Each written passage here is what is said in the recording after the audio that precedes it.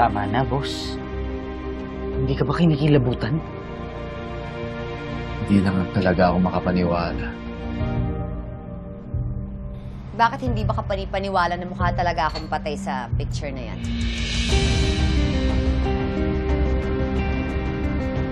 Kaya, huwag ka na magalit kung umalis ako na hindi ka kasama. Wala namang nangyari sa akin masama.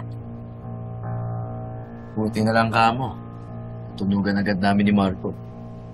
Pero, grabe ha. Manalo tong picture na to. Hindi ako makapaniwala na pull off natin. Legit na legit nga eh. Diba? Actually, kinilabutan nga rin ako sa picture na yan. Successful ang plano natin. Hindi naman mangyayari ang lahat ng to kung di dahil sa inyong dalawa. Kaya salamat. You're very much welcome. But, tandaan mo, ikaw to lahat eh. Support lang kami sa'yo. Kailangan malaman natin ang bawat kilos at galaw ni Jade para ma-strategize natin kung paano ko siya mumultuhin. Naisip ko rin i-suggest yun, boss eh. Ah, talaga ba? Sige. Manmanan mo na si Jade. Alamin mo lahat ng schedules niya. Oo, boss. Emma, duda ako dito sa mga kausap ni Jade eh. Parang mga high-class na goons. May inabot pang picture mo. Private investigator ka lang ba talaga? Actually, hindi lang siya magaling na investigador. Magaling din siyang hitman. Good. Pag nahanap mo si Emma, I want you to get rid of her. Sagabal kasi siya sa mga plano ko. At isa pa, isa lang ang nanay ni Mookie. At ako yun. Sigurado ako na masama yung pakay sa akin yan. Paalis na yung inutusan ni Jade. Tatawag ako ulit. Alam mo na yung gagawin mo, ah. Mag-iingat ka.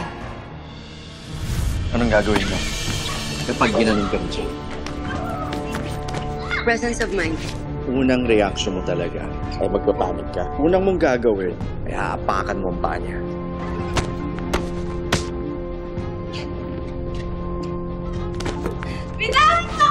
Bibigay mo lahat ng lakas mo. Gagamitin mo ang galit na nararamdaman mo kay Jade. Sisikuin mo ang tagiliran mo. Yung malakas na... Paano kung hindi bumitaw? Ipapakilala mo ang sigo mo sa kanyang panga o ilong para mailabas mo ang kahinaan niya.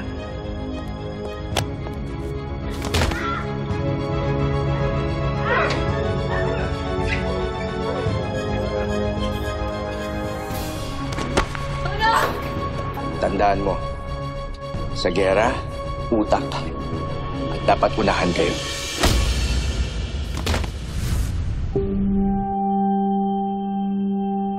Kamusta ka? Naalala ko lang yung nangyari.